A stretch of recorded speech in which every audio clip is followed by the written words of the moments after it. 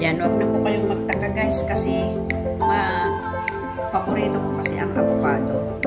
Hindi ko nalalagyan ng kung ano-ano gatas o ano-ano lang. Kainin ko na lang ng ganito kasi ang sarap. Sarap guys. Papagulay, alam nyo.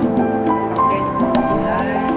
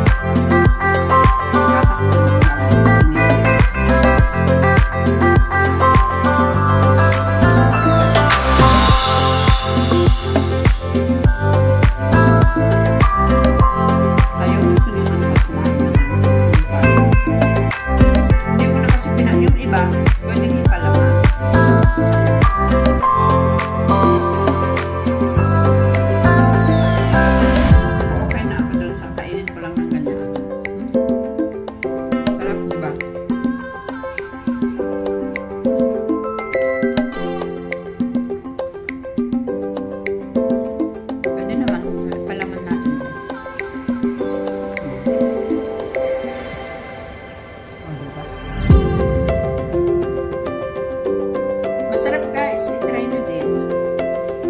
Ako hindi na ako naglalagay ng milk. Just eat freshness. Ganyan lang. O, diba? Masarap. Talagang napakasarap. Napaka-importante. Very healthy.